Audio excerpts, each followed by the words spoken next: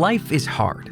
There's no playbook or cheat code. In fact, everyone has a different idea of what a successful life looks like. Some people measure fulfillment by the number of experiences, while others, like Mason Farmani, focus all their goals around their career. However, the success he found through building thriving companies around the world wasn't filling in the rest of his life like he thought it would. What was happening was that I was really thriving and really successful and at the top of my game, but I was starting more and more to feel anxious and a little out of control. To try and get a grasp on his anxiety, Farmani started working with a therapist. He was able to manage these feelings but could never completely overcome them. In his journey to find healing, Farmani spoke with a psychiatrist who took a different approach to his anxiety. Instead of looking at the outside factors, Farmani was encouraged to dig deeper within himself. We started talking about purpose, what it is that I really, really needed to do and wanted to do in my life. And so I really realized that in my role as a CEO and managing partner of all these firms that I had created, I was fulfilling only a part of me, but not all of me. And I had always coached my employees and my executives. And so I was like, what, that's when I lose myself in time. That when I start to coach people, that's when I am in the zone and I don't really realize how time flies and how time goes by. Sometimes I was being late to my next meeting because I was just enjoying doing that coaching with the employees so much. It didn't take long for Farmani to realize his true calling. Coaching was where he could utilize his education and expertise while also fostering personal growth in those around him. That's when my anxiety started to just disappear. When I got connected to my why, when I got connected to the reason why I'm really here, that's when I started living my purpose. However, it's important to realize that this shift didn't come from Farmani's career change. Becoming a life coach wasn't the secret ingredient, but rather the product of figuring out who he is at his core. As a life coach, Farmani first works with his clients to find their identity. And though questions like, where are you from and what do you do are often the first to be asked, those aren't going to get to the root of who you are. It's not very often that we stop and take an inventory of who we really are and who we are not and who we really want to be, right? Some of what you want to be, it's going to get carried over to who you really want to live your life as moving forward. But there's a bunch of stuff that gets created. So once you get that, then we go from that point and we create your life through this lens of who you want to be. And you look at it in every decision you make. So if you want to be kind and courageous, you use that as a guide for how you respond to every situation. Notice that understanding who you are and who you want to be doesn't have anything to do with what career you'll have or when you'll get married. Farmani says that when going through this exercise, it's important to think in terms of core attributes instead of the roles you may have. Those roles will change, but the core of who you are will dictate how you carry yourself through the rest of your life.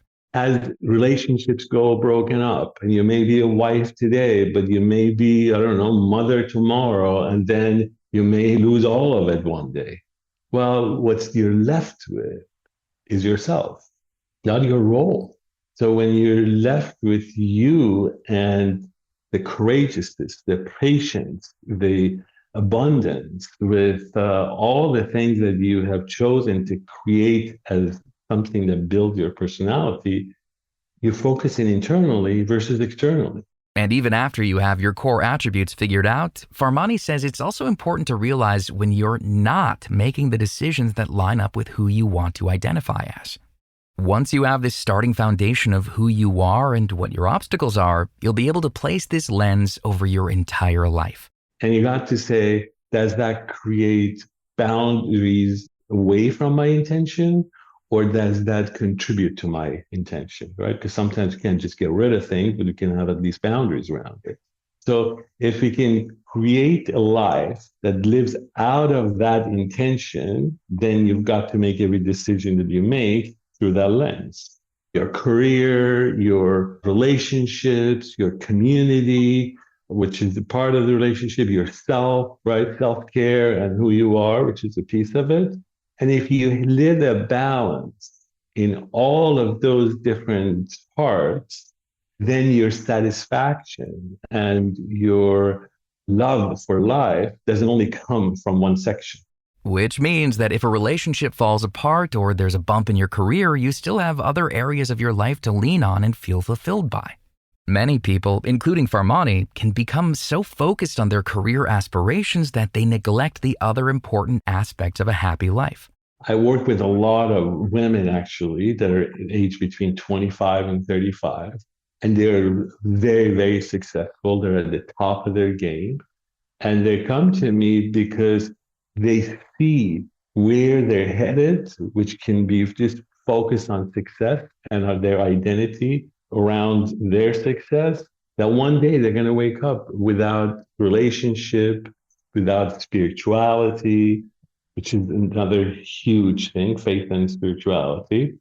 So we work on getting that all balanced in their life so that if the work fails, they're not lost in life.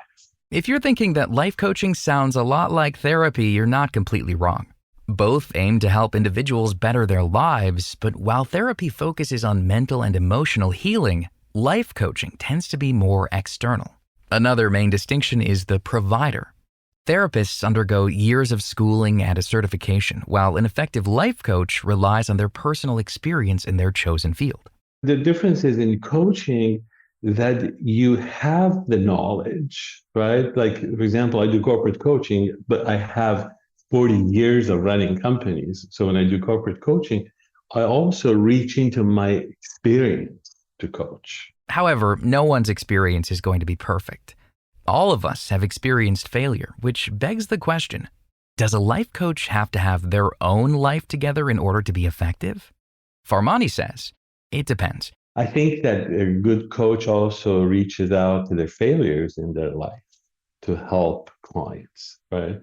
So it depends on what area you're coaching. You know, like I have had people that are great corporate coaches, but they're terrible at relationship coaching. Which is similar to therapy in the sense that there are different areas that therapists specialize in to help specific problems. But unlike professional therapy, life coaches are able to bring their own experience to the table. So you've got your academic knowledge, I hope, and then what you do is you really help people envision and hold them accountable through your experiences, through your intuition. While this flexibility can be extremely helpful, Farmani says that the field's lack of accreditation has made it more difficult for people to find a credible coach. Currently, there's no licensing, there's no certification requirement, right? And I think at some point it's going to change because there's so many people that are coming into the field claiming that they are coaches, and they're going in, maybe they're going through a 3-month certification, and even there's people that are teaching them, I'm not sure that they're qualified to teach. Since anyone can claim the title, Farmani says it's so important to set up a quick 15-minute interview to make sure the coach you're choosing is the right fit for your specific needs. So during that 15 minutes, you got to be in charge, right? You got to be like really standing up for yourself and presenting yourself in such a way that all of you is asking the right questions so that you know whether this is the right fit. You want to come from the areas that you need help with, and then you want to ask them, how would you help me in this area, right?